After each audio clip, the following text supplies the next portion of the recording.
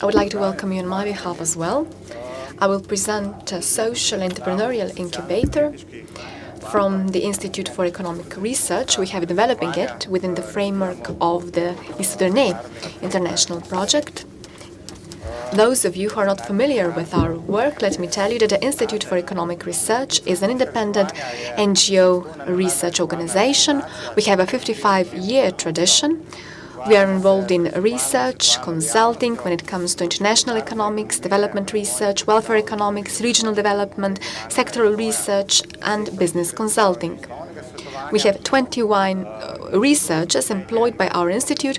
We also have some contractual associates who work with us on a permanent basis. We are one of the biggest economic research institutes in Slovenia. We have been involved in social entrepreneurship projects for quite some time. At present, we are members of the ISEDENIT international project, so the Innovative Social Enterprise Development Network. And we have been developing this business incubator in line with this project. So this international project has partners coming from Austria, Bulgaria, Greece, Italy, Hungary, Serbia, and Ukraine. What is the aim of this project? Not just to develop this social entrepreneurial incubator, but also to examine social entrepreneurship in all these countries, to identify key factors behind the development of social entrepreneurship. Then we want to implement innovative ways of funding for social entrepreneurs. Then we want to create a support environment within this virtual incubator. Also to identify market niches which might help us to potentially recruit social entrepreneurs. So we want to promote innovation, we want to raise awareness when it comes to social entrepreneurship as such. So what is the objective of this social incubator? Not just to promote development of social entrepreneurship and entrepreneurs, but to set up a transnational network of social entrepreneurs. So in addition to Slovenia, we will have a multinational environment. And what is the competitive edge? It will operate in national languages. There have been a number of such incubators. They were set up in one country, and in fact we observed that they limit the use of incubators due to linguistic barriers, and it is not possible to have different countries, but we believe that we will do away with such barriers. So when it comes to this virtual entrepreneurial incubator, www.ictnet.eu, we will offer this support free of charge. Our members will have to register. In this way, their name is entered into the business register, enabling him or her to network with other social entrepreneurs. We expect that we will see the transfer of good business models and practices. We will have up-to-date information made available. For example, events, public tenders will be advertised, to name but a few. And then there is also another component within this incubator. We will provide training to social entrepreneurs. And this incubation process or structures within this incubator have been examined and defined as follows.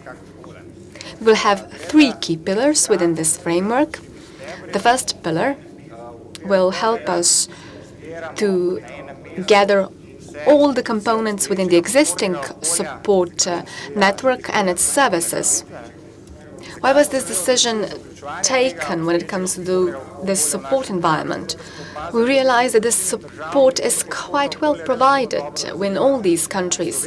When it comes to the initial stages of development in Slovenia, we believe that this should be a very good basis to upgrade this model. Of course, we have observed that there is a lack of understanding when it comes to social entrepreneurship as such. How will we resolve all these problems? We will come up with 2 other pillars, which will in fact be better suited to promote and train social entrepreneurs. So when it comes to this second pillar, we will have online education and training. We will organize lectures through PowerPoint presentations. We will refer our members to further literature, and we will probably devise some manuals. Then the third pillar, online assistance via emails, also helplines.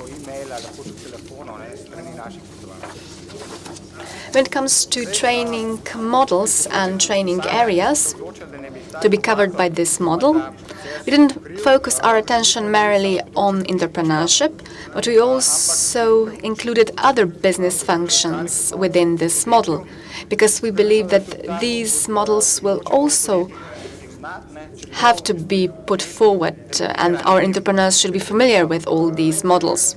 So next to entrepreneurship, we would also like to provide training when it comes to marketing, entrepreneurship, human resources, finance, and law. Let's have a detailed look when it comes to all these areas. Entrepreneurship,